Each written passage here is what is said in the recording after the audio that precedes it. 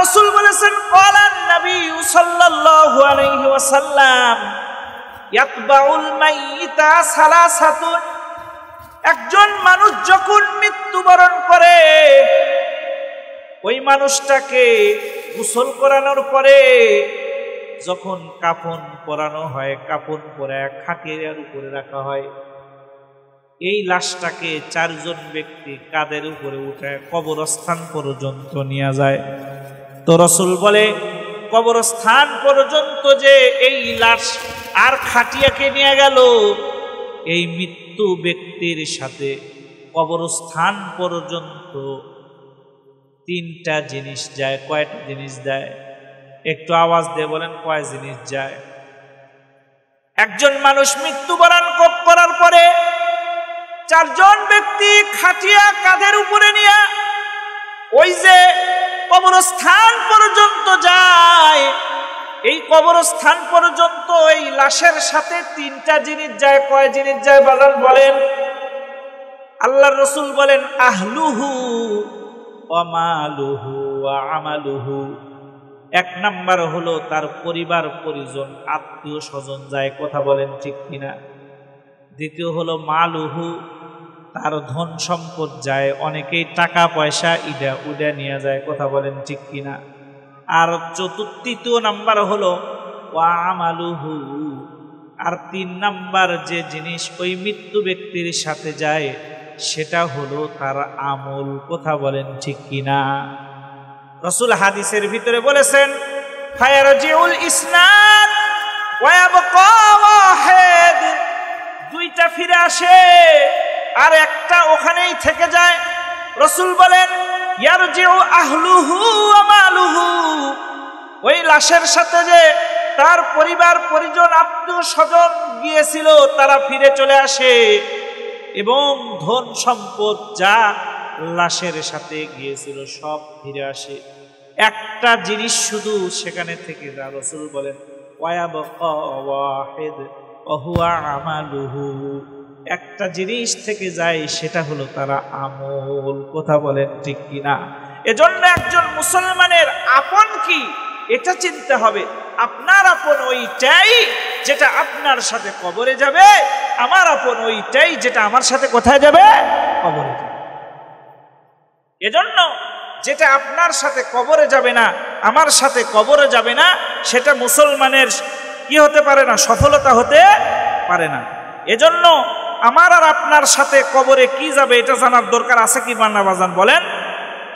আল্লাহ রাসূল হাদিস শরীফের ভিতরে বলেছেন ইন্না মিম্মা ইয়ালহাকুল মুমিনা মিন আমালিহি ওয়া হাসানাতিহি বাদা মাউতিহি, একজন মানুষ যখন মারা যায়, এই যে বাজান মারা যাওয়ার পরে কবরস্থানে কিন্তু রাখা হয়, কথা বলেন ঠিক কিনা? যেই কবরস্থানের উদ্দেশ্যে আজকের এই মাহফিল, কথা বলেন ঠিক কিনা? তো রাসূল বলেন মানুষ যখন মারা যায়, মারা যাওয়ার পরে তার আমল নামা হিসাবে কবরের ভিতরে যে জিনিসগুলো যায়, এই জিনিস হলো ওই ব্যক্তির আপন, এছাড়া আর কোনো কিছু আপন নয়। আল্লাহ রাসূল এই কথাই বলতেছে ইন্না মিম্মা ইয়ালহাকুল মুমিনা মিন আমালিহি ওয়া হাসানাতিহি বাদা মাউতিহি, মৃত্যুর পরে মৃত্যু ব্যক্তির ভালো আমলের ভিতর থেকে যেগুলো তার সাথে মিলিত হয়, এইগুলোর ভিতরে একটা হলো আল্লাহ রাসূল বলেন ইলমান আল্লামাহু ওয়া নাশরাহু, এক নাম্বার হলো তুমি যে এলেম শিখতেছো, কোরআন শিখছো, এটাই তোমার সাথে কবরে যাবে।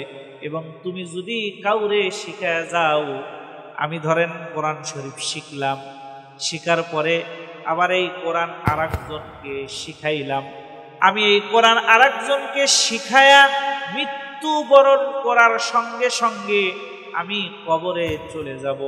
কিন্তু ওই যে আমি একজনকে শিখাইলাম, এ ব্যক্তি দুনিয়াতে কোরআনের তেলাওয়াত করবে, আর এর সব আল্লাহ তাআলা আমার আমল নামায় দিয়ে দিবে, বলেন সুবহানাল্লাহ। এজন্য কোরআন পড়ার দরকার আছে কিনা বাজান? কোন আছে? এজন্য যারা নিজেরা কোরআন শিখেন নাই এখনো শিখেন, আপনারা শিখেন, আপনাদের বিবিদেরকে শিখান, বাচ্চাদেরকে শিখান। অনেকে মনে করতেছেন আমাদের সময় তো শেষ, তো আপনি আপনার সন্তানদের কোরআনের হাফেজ বানান। কথা বলেন ঠিক কিনা? না হইলে আপনি আপনার নাতিরে বানান, ছেলের ঘরে হোক অথবা কি মেয়ের ঘরে হোক। পারবো তো ইনশাল্লাহ? 2 নাম্বার রাসূল বলেছেন ওয়ালাদান সালিহান তারাকাহু, নেক সন্তান যেটা রাইখা যাবে, এই ব্যক্তি কবরে ঘুমায় থাকবে, নেক সন্তান আল্লাহর কাছে হাত উঠায় যদি বলে আল্লাহ তুমি আমার বাবারে মাফ করে দাও, তুমি আমার মারে মাফ করে দাও। নিজের সন্তান যদি নিজের বাবার লাশ সামনে রাইখা জানাজাতে দাঁড়ায় যায়, আল্লাহর কাছে হাত উঠায় বলে আল্লাহ এটা আমার বাবা, এটা আমার মা, আল্লাহ তুমি আমার বাবারে মাফ করে দাও, আমার মারে মাফ করে দাও। সন্তানের চোখের পানি নাকের ডগায় আসার আগেই আল্লাহ তাআলা ওই পিতামাতার জিন্দেগীর গুনাহ খাতাগুলো মাফ করে দিবে। বলেন সুবহানাল্লাহ, আল্লাহু আকবার। এরপরে আবার রাসূল বলেন আও মুসাহহাফান ওয়ারাসাহু, অথবা যদি আপনি দুনিয়াতে কোনো কোরআন একজনকে কিনে দেন, এরপরে আপনি দুনিয়া থেকে চলে গেলেন, যাকে কোরআন দিছেন সে ব্যক্তি দুনিয়াতে বৈশা বৈশা আপনার দেওয়া কোরআন করবে, আর আপনি অটোমেটিক কবরে বসে ওর সব পেতে থাকবেন। বলেন সুবহানাল্লাহ। এজন্য পারলে মাঝে মধ্যে হাফেজে কোরআনকে কোরআন কিনে দেবেন। পারবেন তো ইনশাআল্লাহ? আল্লাহ তৌফিক দান করুক, সকলে বলেন আমিন। এরপরে রাসূল বললেন আও মসজিদান বানাহু, অথবা যদি কোনো ব্যক্তি দুনিয়াতে একটা মসজিদ বানায়, তো সে ব্যক্তি কবরে শুয়ে থাকবে, কিন্তু এর সব তার আমলনামায় চলে যাবে। বলেন সুবহানাল্লাহ।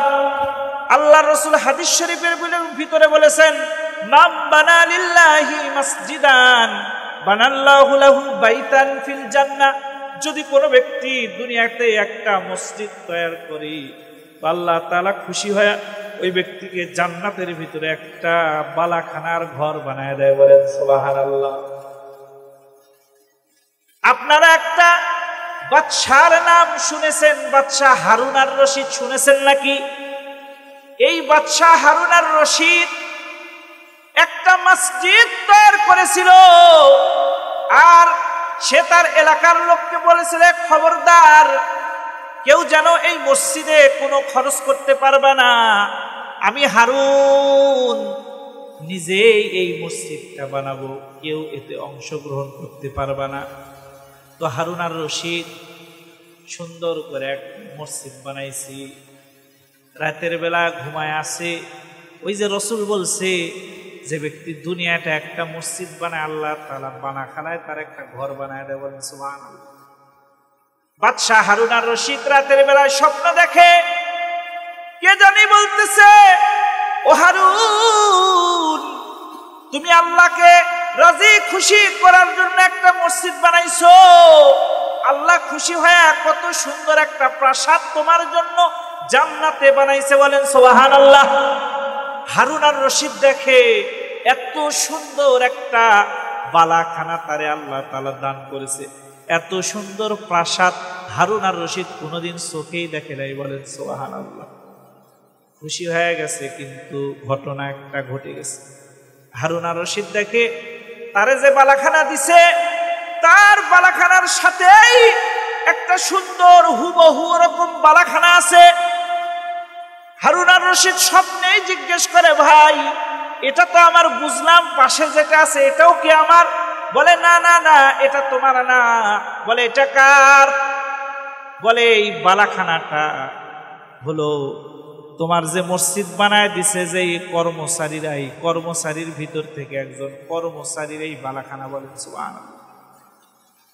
বলে কেমনে হইল রে? তুমি যা কর্মচারীরে জিজ্ঞেস করে, একটা নাম বলছে অমক নামের, অমক রে জিজ্ঞেস করবা। ঘুম ভেঙে গেছে, সকালবেলা অস্থির, আমি এত টাকা খরচ করে মসজিদ বানাইলাম, আবার দেখি আমার মসজিদের মতো একটা সুন্দর বালাখানা আল্লাহ তাআলা জান্নাতের ভিতরে বানায় দিছে। কর্মচারী সমস্ত মানুষদেরকে ডাকলেন, তোমাদের ভিতর থেকে কে আসরি? অমুক নামের বলে আমি। কয় কি আমল করেছো যে আল্লাহ তাআলা খুশি হয় আমারে বালাখানা দিছে? দেখি তোমারেও ওরকম সুন্দর বালাখানা দিছে, কারণ কি? ভয়ে ভয়ে বলতেছে যদি না বলো সমস্যা হবে, বলে ফেলো। বাদশার ভয়ে সুন্দর কইরা কথার উত্তর আর জবাব দিয়ে দিছে। বলে বাদশাহ মাফ করবেন। বলে কি? আপনি তো বলেছিলেন মসজিদ বানাবো, কিন্তু এই মসজিদে কেউ সহযোগিতা করতে পারবে না। বাদশাহ গো, আপনি যে মসজিদ বানাইছিলেন সাদা পাথর দ্বারা, আমি আমার বাড়িতে একটা জমি খনন করতেছিলাম, খনন করতে করতে 3টা সাদা পাথর বের হয়েছিল। কয়টা বলেন? আমি দেখি এই 3টা পাথর দেখতে তো বাদশাহ হারুন আর রশিদের সেই মসজিদ বানানোর পাথরের মতো। তো আমি কি করলাম, 3টা পাথর নিয়ে আসা আপনার মসজিদ বানানো পাথরের ভিতরে এই 3টা পাথর আমি মিশায় দিছিলাম। আল্লাহু আকবার। এজন্য আল্লাহ শুধু দিল দেখে কথা বলেন, ঠিক কিনা? এজন্য আল্লাহ তাআলার শুকরিয়া আদায় করতে গিয়ে ভালো কাজ করার দরকার আছে কিনা বাজান বলেন? এজন্য আল্লাহ রসুল বললেন আরেকটা, যেটা মারা যাবে কিন্তু কবরে বসে সব পেতে থাকবে, সেটা হলো মসজিদ, যেটা দুনিয়াতে কি করা হয়? বানানো হয়। এরপরে আরেকটা আল্লাহ রসুল বললেন আও বাইতান লিইবনি সাবিল বানাহু, অথবা মুসাফির খানা। আগের যুগে কিন্তু এরকম মুসাফির খানা ছিল রাস্তার মাঝখানে, কথা বলেন ঠিক কিনা? পথিকরা চলতে চলতে ক্লান্ত হয়ে গেল ওই মুসাফির খানায় রেস্ট করত। এটা বানায় যদি, তাহলে কবরে বসে আর সব পেতে থাকবে। এরপরে রসুল বলেন আও নাহরন আজরাহু, কোন এলাকায় টিউবওয়েলের প্রয়োজন, পানি উঠে না, আপনি একটা টিউবওয়েল বসায় দিলেন, এলাকার মানুষ ওই টিউবওয়েল থেকে পানি খাবে, আর আপনি কবরে বৈশা বৈশা আর সব পেতে থাকবেন। বলেন সুবহানাল্লাহ। শুধু তাই নয়, আল্লাহ রসুল বলে যদি কোনো এলাকায় মানুষেরা পার হইতে পারতেছে না, অনেক এলাকায় ব্রিজের প্রয়োজন হয়, কথা বলেন ঠিক কিনা? আপনি ব্রিজ বানায় দিলেন, যতদিন পর্যন্ত থাকবে আপনি কবরে বৈশা বৈশা সব পেতে থাকবেন। এরপরে রসুল বললেন আও সাদাকাতান আখরাজাহা মিন মালিহি ফি সিহহাতিহি ওয়া হায়াতিহি, আর যে ব্যক্তি এই দুনিয়াতে থাকা অবস্থায় তার ধন সম্পদ থেকে আল্লাহর রাস্তায় যদি কোনো কিছু দান করে, তাহলে সে কবরে যাওয়ার পরও এর সব পেতে থাকবে। বলেন সুবহানাল্লাহ। আল্লাহ তো রহমান, আল্লাহ তো দয়ালু। আমার রবের মতো দয়ালু কেউ নাই রে। কেউ যদি তার গুনাহের কথা স্মরণ কইরা আল্লাহকে আল্লাহ বলে ডাক দিতে পারে, আল্লাহকে আল্লাহ বলে ডাক দিতে দেরি হবে রে মুসলমান, আল্লাহ তাআলা তারে মাফ করতে দেরি করবে না। বলেন সুবহানাল্লাহ। আল্লাহর এক বান্দা একদিন নয়, 2 দিন নয়, 80 বছর পর্যন্ত মূর্তিকে ডাকছে, ইয়া সনম, ইয়া সনম। মূর্তির একটা নাম ছিল সনম। হঠাৎ করে একদিন তার জবান থেকে বের হয়ে গেছে ইয়া সমাদ। সুবহানাল্লাহ। সমাদ কার নাম বাজান? কোন? আল্লাহর নাম। কুলহু ওয়াল্লাহু আহাদ আল্লাহুস সামাদ। সুবহানাল্লাহ। আল্লাহ বলে বান্দা তোর জিন্দেগির সব গুনাহ আমি আল্লাহ তাআলা মাফ করে দিলাম। বলেন সুবহানাল্লাহ। ফেরেশতারা ডাক দিয়ে বলে আল্লাহ 80 বছর পর্যন্ত গুনাহ করলো, অপরাধ করলো, আপনার নাফরমানি করেছে, মূর্তির সামনে সেজদা দিয়েছে, আপনাকে রব বলে মানে নাই, একবার শুধু আল্লাহ বলে ডাক দিল আর আপনি তার মাফ করে দিলেন। আল্লাহ বলে ও ফেরেশতা, আমি আমার বান্দারে কত ভালোবাসি জানোনি? ও 80 বছর পর্যন্ত গুনাহ করেছে, মূর্তিকে ডেকেছে, আমি আল্লাহ তাআলা তার ঠোঁটের দিকে তাকাইছিলাম যে আমার বান্দা কখন মোহাব্বত কইরা আমার একবার আল্লাহ বলে ডাকতে। আমি আমার বান্দার প্রতি এত রহম করেছি, 80 বছর পর যখন আমার বান্দা তার জবান দ্বারা সমাত কয়া ডাক দিছে, আমার রহমতের দরিয়ার ভিতরে জোশ পয়দা হয়ে গেছে। আমি আল্লাহ তাআলা 80 বছরের গুনাহ মাফ করে দিয়া আমি আমার বান্দারে, আমার পবিত্র বান্দাদের খাতায় নাম উঠায় দিছি। বলেন সুবহানাল্লাহ, আল্লাহু আকবার। এ শুধু কি তাই? বুখারী শরীফের ভিতরে একটা হাদিস আছে, আল্লাহর রাসূল বলেন, মান ক্বালা সুবহানাল্লাহি ওয়া বিহামদি, যদি কোনো ব্যক্তি মোহাব্বত নিয়ে একবার শুধু দিল থেকে বলে সুবহানাল্লাহি ওয়া বিহামদি, রাসূল বলে বুরিসাত লাহু নাখলাতুন ফিল জান্নাহ, সঙ্গে সঙ্গে ওই ব্যক্তির জন্য জান্নাতের ভিতরে আল্লাহ তাআলা একটা গাছ লাগায় দেয়। বলেন সুবহানাল্লাহ। গাছটা কত বড় জানেননি? ওই যে বান্দা যে খুশি হয়ে জান্নাতের ভিতরে একটা গাছ লাগাই দিল আল্লাহ, গাছটা কত বড় এটা জানতে হলে আরেকটা হাদিস জানতে হবে। আল্লাহর রাসূল বলেন, ইন্না ফিল জান্নাতি লা শাজারাতান, জান্নাতের ভিতরে এমন গাছ হবে রে, ইয়াসিরুর রাকিবু ফি জিল্লিহা মিয়াতা আমিন লা ইয়াকতাউহা, একটা দ্রুতগামী ঘোড়া একদিন নয়, 2 দিন নয়, 100 বছর পর্যন্ত যদি দৌড়ায়, তবুও দৌড়ায় ওই গাছের ছায়া শেষ করতে পারবে না। বলেন সুবহানাল্লাহ, আল্লাহু আকবার। তাহলে কয় বছর? একদিন না 100 বছর? অথচ আল্লাহ তাআলা সূরা মাআরিজের ভিতরে বলেছেন, মিকদারুহু 50 আলফা সানা, কই যে 100 বছর, অথচ আখিরাতের একদিনের পরিমাণ হবে দুনিয়ার 50,000 বছরের সমান। বলেন সুবহানাল্লাহ। আল্লাহ খুশি হয় বান্দারে একটা কি দিয়ে দিবে? গাছ দিয়ে দিবে। এই গাছের ফলটা কত বড় হবে?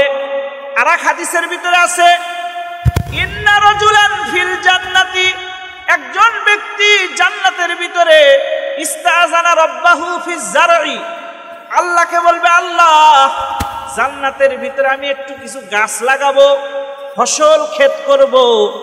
আল্লাহ বলবে, বান্দা তুমি তো যা চাইবা সেটাই পাইবা, আবার গাছ লাগাইতে মন চাইলো কেন?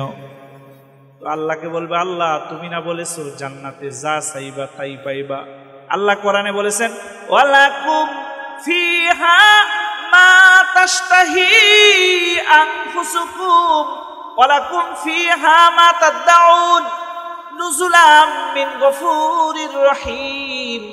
আল্লাহ বলেন, দিল जो चाहे वही मिलेगा। জান্নাত হলো এমন জায়গা যে জান্নাতের ভিতরে যা বান্দা চাইবে, শুধু পরিকল্পনার মনে চাইবে, সঙ্গে সঙ্গে বান্দার সামনে এসে হাজির হয়ে যাবে। বলেন সুবহানাল্লাহ। আশরাফ আলী থানভী রাহমাতুল্লাহ আলাইহি জান্নাতের ওয়াজ করতেছিলেন। ওয়াজ করতে করতে এক পর্যায়ে বললেন, ওয়ালাকুম ফিহা মা তাশতাহি আনফুসুকুম ওয়ালাকুম ফিহা মা তাদউন। জান্নাত হলো এমন জায়গা যেখানে যা চাইবে তাই পাইবা, দিল जो चाहे वही मिलेगा। হঠাৎ করে একজন ব্যক্তি দাঁড়ায় গিয়ে কয়, ইয়া হযরত क्या জান্নাত में हुक्का भी मिलेगा? ও হযরত জান্নাতের ভিতর কি হুক্কা পাওয়া যাবে? যে যেরকম তার চাহিদা ওরকম। কথা বলেন ঠিক কিনা? আশরাফ আলী থানভী রাহমাতুল্লাহ ডাক দিয়ে বলে, আরে হ্যাঁ, আল্লাহ তো ওয়াদা দিছে জান্নাত এমন জায়গা যা চাইবা তাই পাইবা, কিন্তু শোনো, ওই জান্নাতে গিয়ে হোকা খাওয়ার মন তোমার চাইবে না। তার কারণ তুমি জমিন দেখেছো, কিন্তু এই সুন্দর জমিন দিয়ে যে রব সৃষ্টি করেছে সেই সৃষ্টিকর্তাকে দেখো না। বৃষ্টি দেখেছো, কিন্তু যিনি বৃষ্টি বর্ষণ করে ওই রব রে তুমি দেখো না।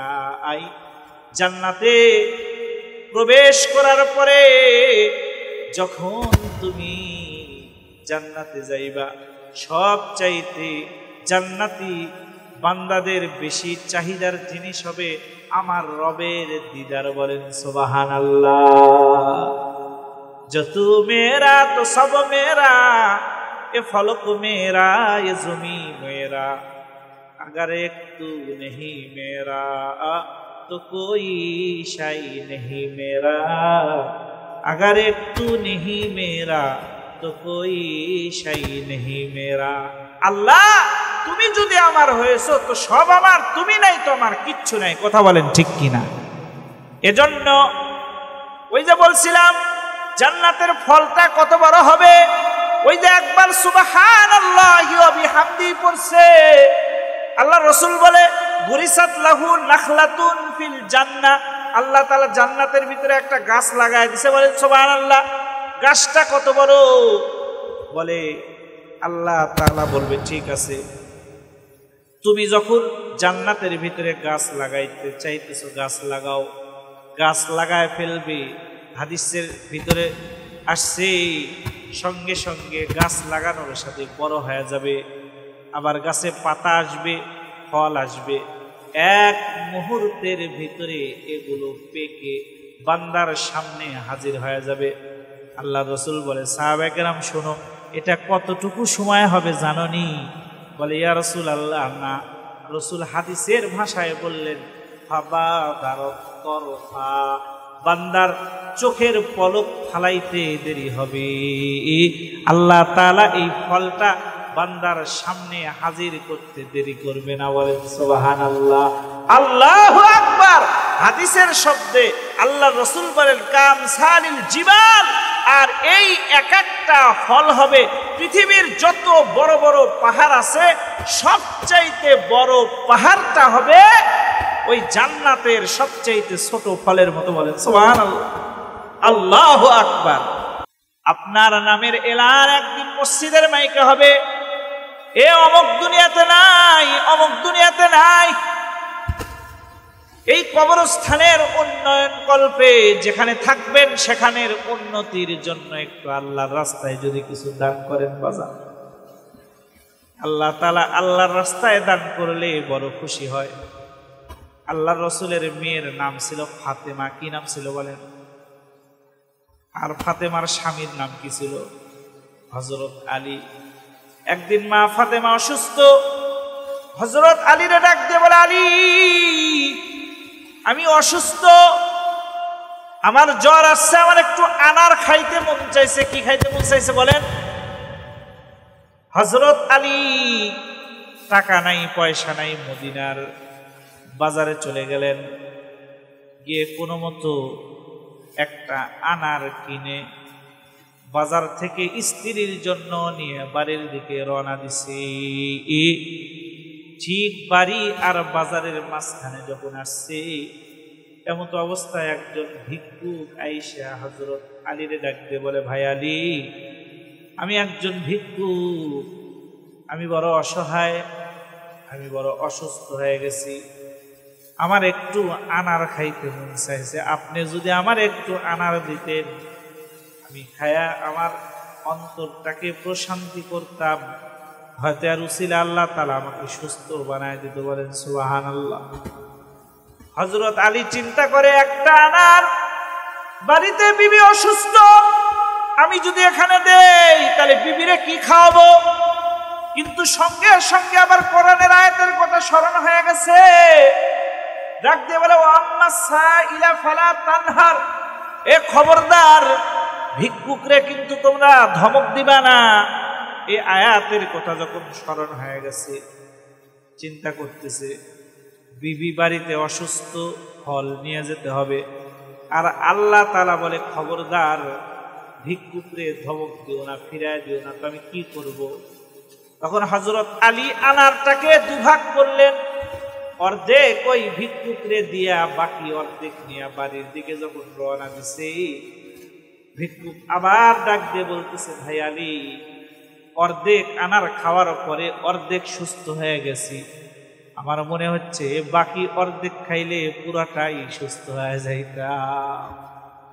হযরত আলী চিন্তা করে কি করব আমি? আবার ওই আয়াতের কথা স্মরণ হয়ে গেছে, তখন বাকি অর্ধেকও দিয়ে দিছে, বলেন সুবহানাল্লাহ। এরপরে বাড়ির দিকে রওনা দিছে, যাইতেছে এক কারণে মন খারাপ, আবার এক কারণে মনের ভিতরে প্রশান্তি। প্রশান্তি এর কারণে যেহেতু আল্লাহর রাস্তায় দান করতে পারছে, কথা বলেন ঠিক কিনা? ধন পাইলেই হবে না বাজান। অনেকে আছে ধন পায়া নিজের কাছে কুক্ষিগত করে রাখে, মনে করছে না আমার। না না না, আল্লাহ কোরআনে বলছি অবতাগু মিন ফাদলিল্লাহ, বান্দা তুমি যে টাকার মালিক হইছো, গাড়ি বাড়ির মালিক হইছো, ধন সম্পদ আর ব্যাংক ব্যালেন্সের মালিক হইছো, এটা কিন্তু তুমি বাহুবলে হও নাই। আল্লাহ বলে অবতাগু মিন ফাদলিল্লাহ, এটা আমার অনুগ্রহ, বলেন সুবহানাল্লাহ। আল্লাহ তাআলা কোরআনের যেখানেই খরচ করার কথা বলছে, প্রত্যেক জায়গায় আল্লাহ তাআলা এই কথাই বলছে, ও বান্দা আমি তোমারে যে রিজিক দিয়েছি সেখান থেকে আল্লাহর রাস্তায় দান করো, বলেন সুবহানাল্লাহ।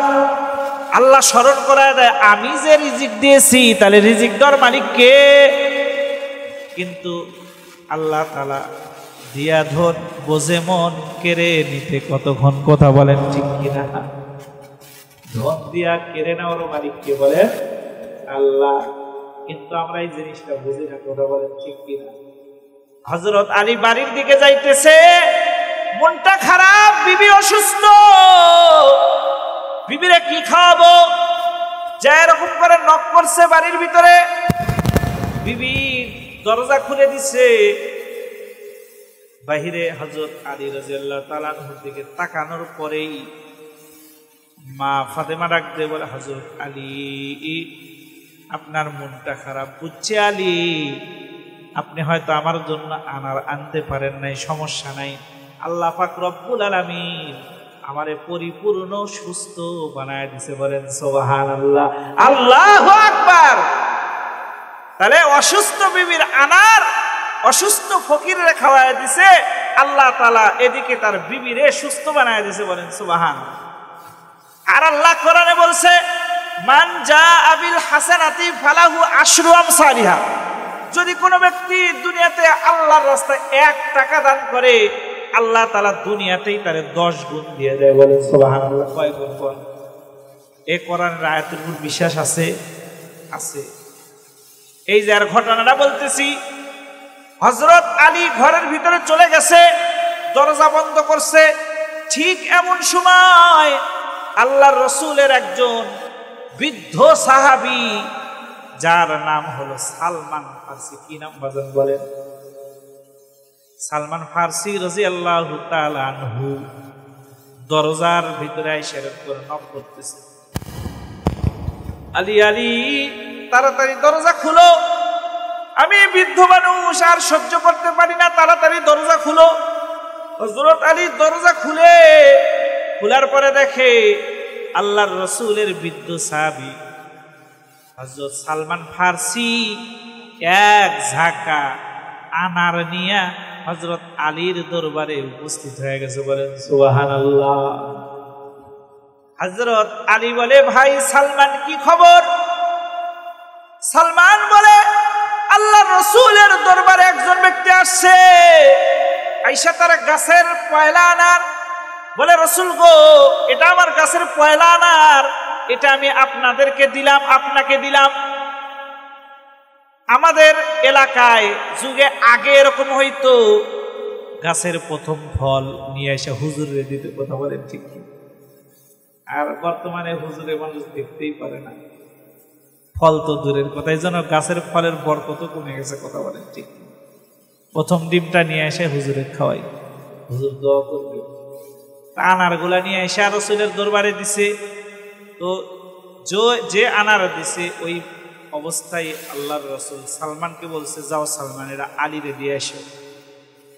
বলে রাসূলের দরবারে একজন এসে দিছে, তো রাসূল বলছে সালমান এটা আলীরে দিয়ে এসো, এই জন্য আমি নিয়ে আসছি। হযরত আলী বলে, ভাই সালমান আপনি ঝাঁকাটা নামান, আমি একটু গুনা দেখি এটা আমার আনার কিনা। হযরত আলী ঝাঁকাটা নামানোর পরে গুনতেছে 1টা 2টা 3টা 4টা 5টা 6টা 7টা 9টা কয়টা আর নাই। তো আলী বলে ভাই সালমান মুখ খারাপ করবেন না, এই আনার আমার না, আপনি এটা নিয়ে চলে যান। বলে তুমি কেমনে জানলা রে এটা তোমার আনার না? বলে ভাই আল্লাহর কথা কখনো মিথ্যা হয় না। আল্লাহ বলেছেন মান জা আবিল হাসানাতি ফালাহু আশরু আমসালিহা, দুনিয়াটা একটা ভালো কাজ করলে আল্লাহ তাআলা দুনিয়াতে 10 গুণ দিয়ে দেয়। তো আমি তো আল্লাহর রাস্তায় আনার দান করছিলাম একটা, তো আল্লাহর ওয়াদা অনুযায়ী কয়টা পাওয়ার কথা বলেন বাজান? কয়টা? 10টা, কিন্তু আনার 9টা। এজন্য আমি বুঝে ফেলেছি এটা আমার আনার নয়। ভাই সালমান এটা নিয়ে চলে যান, আল্লাহর ওয়াদা তো মিথ্যা হওয়ার কথা নয়। হযরত আলীর কথা শোনার সঙ্গে সঙ্গে সালমান ফারসি বৃদ্ধ সাহাবী কাঁদে দিছে, ডাকতে বলে আলী তোমারে পরীক্ষা করার জন্য আমি একটা আনার নিজের বগলের ভিতরে লুকায় রাখছি। সত্যি গো আলী, আল্লাহর কোরআনের উপরে তোমার কি বিশ্বাস? আল্লাহ তাআলা সত্যি সত্যি 1-এ 10 দেয়, এর বাস্তব প্রমাণ তুমি। এই জন্য গো আলী আর একটা আনার আল্লাহর ওয়াস্তে তুমি তোমার হাতে উঠায় নাও। বলেন সুবহানাল্লাহ, আল্লাহু আকবার।